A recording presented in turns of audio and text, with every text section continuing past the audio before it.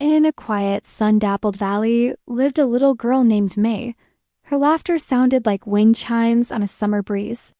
May lived with her Pai, her grandfather, on the edge of the most wondrous place you could imagine, the farm of bountiful blessings. But this wasn't just any farm. It was a farm of whispering wands. Every cucumber was a deeper green, every strawberry pulsed with a gentle light, and the bok choy seemed to shimmer with a joyous energy. Pai, whose hands smelled of rich soil and sunshine, often told May, "The secret of our farm, little sprout, is that the fruits and vegetables don't just grow, they dream." One blustery autumn afternoon while harvesting plump persimmons, May heard a faint, distressed sound. Meow ... Mew ... Beneath the leaves of a large pumpkin, curled in a shivering ball, was the tiniest kitten she had ever seen. Its fur was the color of fresh snow, and its eyes were wide pools of jade green.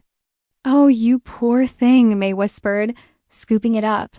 She named it Jaden, which means little cloud. Pai just smiled. The farm welcomes its newest guardian, it seems.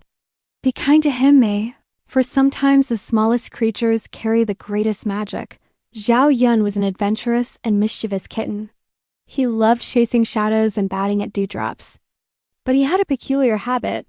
He only drank water collected in the giant sunflowers and would only eat the tiny purple blueberries that grew near the old stone well.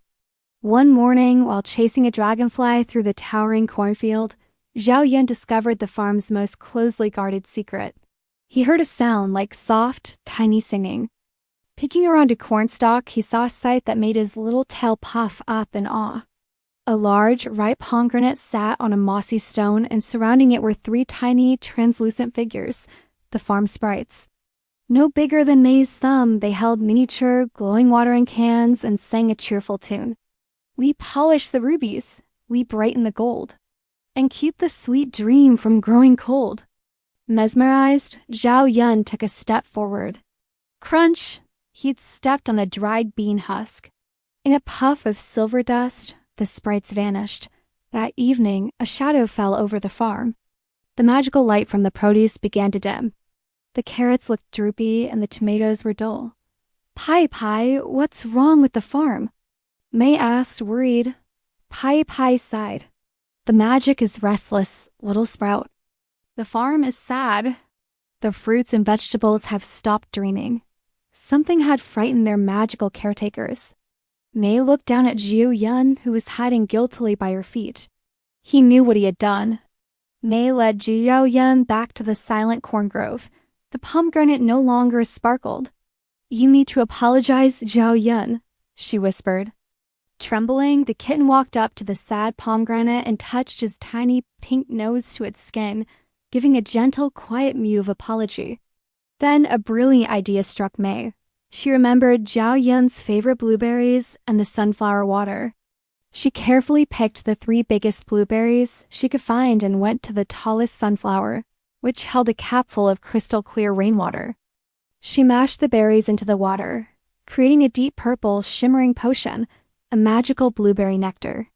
Returning to the pomegranate, she dipped her finger into the nectar and drew three tiny, sparkling droplets on the stem. "This is from Jaden," she whispered. "It is a treat to say sorry and a promise he will be more gentle." May and Jaden waited. After a few heartbeats, three specks of silver light appeared above the pomegranate. It was the farm sprites. They hovered over the blueberry nectar. One sipped and giggled. Another licked a droplet and burst with light. The third drank the rest and immediately flew to the pomegranate. With a soft pop of green energy, the pomegranate seeds began to glow once more. The sprites flew into the air, singing their bright melody, but they added a new lyric. "The white cloud is gentle. The girl is so clever. The sweet, bright dream will last forever." Instantly, the entire farm brightened. The colors deepened, the air grew lighter, and the magic returned. Pai came out and beamed at them. "The magic is strong again, little sprout. It seems we have a clever little girl and a very apologetic white kitten to thank." From that day on, Jaden was the farm's official cloud guardian. He learned to move quietly and to always have a few blueberries ready as an offering of peace. And May knew that even the biggest problems could be solved with a genuine apology, a little bit of blueberry magic, and the help of her tiny, fluffy, jade-eyed best friend. Thanks for watching our story. If you enjoyed it, don't forget to like and subscribe for more magical tailies. See you next time.